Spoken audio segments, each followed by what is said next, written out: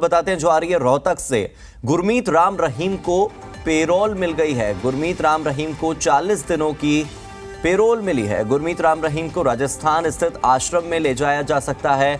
राम रहीम को पहले भी कई बार जेल से पेरोल मिल चुकी है। गौरतलब है कि गुरमीत राम रहीम रोहतक की सुनारिया जेल में साध्वी यौन शोषण मामले में 20 साल की सजा काट रहा है और अब उसे 40 दिन की पेरोल मिली है।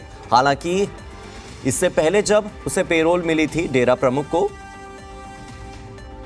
तब वो काफी विवादों में रहा था क्योंकि उसने एक गाना लॉन्च किया था और एक वीडियो लॉन्च किया था।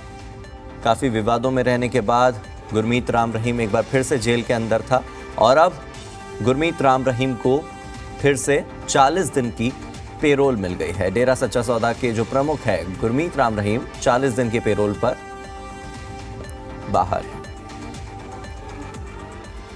हरियाणा के डेप्यूटी एडिटर विनोद लांबा मेरे साथ जुड़े हुए हैं। विनोद, डेरा सच्चा सौदा के प्रमुख जो हैं गुरमीत राम रहीम, उन्हें 40 दिन के लिए पेरोल पर बाहर भेजा गया है जेल से। कारण क्या है, वजह क्या है, किस आधार पर पेरोल मिली है? देखिए, पहले भी जो पेरोल की लगातार एप्लीकेशन लगाई जाती रही है और जो रंजीत चौटाला जेल मंत्री हैं साफ तौर पे कहते हैं कि नियमों के मुताबिक ही पेरोल की जो अर्जी होती है उसे कहीं ना कहीं जेल लेवल पर जेल के जो सुपरिटेंडेंट हैं और तमाम वेरिफिकेशन के बाद ही एक्सेप्ट या नामंजूर किया जाता है। ऐसे में आधार निश्चित तौर पर स्वास्थ्य का नहीं है। स्वास्थ्य का आधार होता तो कहीं ना कहीं हॉस्पिटल जाते या कहीं और इलाज के लिए जाते। इससे पहले भी पेरोल और इलाज उनका चलता रहा है, लेकिन पिछली बार बागपत गए थे जब पेरोल मिली थी। इलाहाबाद चुनाव के आसपास का वो वक्त था और अब जो पेरोल मिली है 40 दिन की, ये काफ़ी बड़ा समय है। बागपत में भी तैयारियां हो रही हैं। बागपत का जो आश्रम था जिसमें पिछली बार गए थे, वहाँ अस्थायी तौर पर भी खंभे लगाए जा रहे हैं और तमाम जो चीज़ें तैयारी की जा रही है। देखना ये होगा कि इसकी जब डिटेल आती है कि आधार ऑन पेपर क्या लिख के दिया गया है, किस बेसिस पे मांगी गई है, ये आधार की जानकारी अभी साझा नहीं की गई है।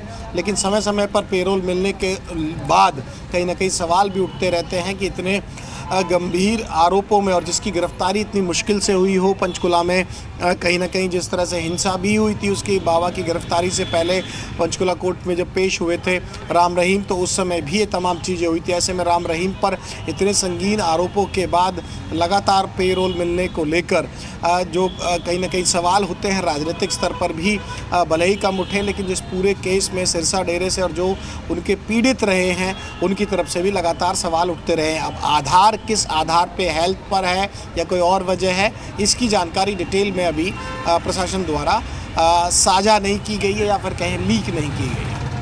विनोद, इससे पहले जब गुरमीत राम रहीम बाहर आया था पेरोल पर, तब भी वो काफ़ी विवादों में रहा था क्योंकि कुछ लापरवाही बरती गई थी उसके काफिले में और उसके बाद कुछ वीडियो भी जारी हुए थे। उन वीडियोस को लेकर भी काफ़ी विवाद हुआ था। तो लगातार विवादों में रहते हैं, बावजूद इसके पेरोल पर बाहर आने का मौका मिल जाता है। आधार क्या होता है? आधार हमेशा एक सवालों के घेरे में ही खड़ा होता है, उस पर हमेशा प्रश्न चिन्ह लगते हैं, इतने विवादों के बावजूद, इतने बड़े आरोपों के बावजूद। देखिए, इंस्टाग्राम का एक नया पेज बनाकर जो सोशल मीडिया पर है बागपत आश्रम से, चाहे वो खेतीबाड़ी करते हुए या पूजा करते हुए, इस तरह के राम रहीम ने तमाम जो वीडियोस थे अपने सर्कुलेट किए थे और नए आईडी के जरिए तमाम वीडियोस सामने आए थे। बागपत आश्रम की आप बात कर रहे हैं, वहाँ से तमाम वीडियोस सर्कुलेट हुए थे। हालांकि भक्तों के साथ संगत करने का या फिर कोई किस तरह से प्रवचन करने का छूट नहीं दी गई थी, लेकिन ये भी बड़ी एक समस्या हो जाती है प्रशासन के लिए कि किस तरह से राम रहीम भले ही सज़ा काट रहा हो लेकिन उसके जो अनुयायी हैं वो अभी भी कहीं ना कहीं इस बात को लेकर इंतज़ार में रहते हैं कि बाबा का सत्संग टाइप में कुछ लगे और फिर दोबारा से सीधी बातचीत हो। पिछली बार का मुझे अच्छी तरह से याद है कि कोई सत्संग या सीधे तौर पर छूट नहीं दी गई थी। बड़ी संख्या में लोगों को पहुंचने की, जिस बागपत आश्रम पर रुके गए थे और ख़ुद राम रहीम को आकर अपील करनी पड़ी थी कि आप लोग घर से ही जो भी नाम लेना है घर से करें और यहाँ आकर जिस तरह की कोशिश ना करें और यात्रा करके सीधे मिलने की कोशिश ना करें।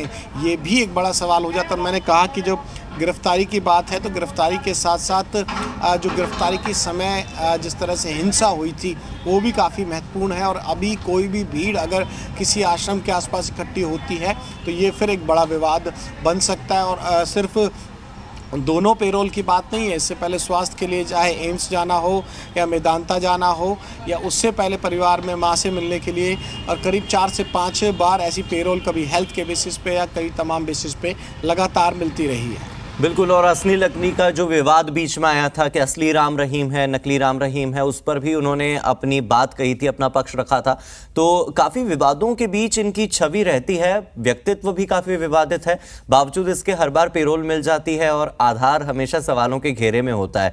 कई तरह के सवाल ही खड़े करता है कि किस तरह से एक अपराधी जो कि 20 साल की जेल पर है, सज़ा काट रहा है, उसे आसानी से पेरोल मिल जाती है और आधार इतना गुप्त होता है हमेशा।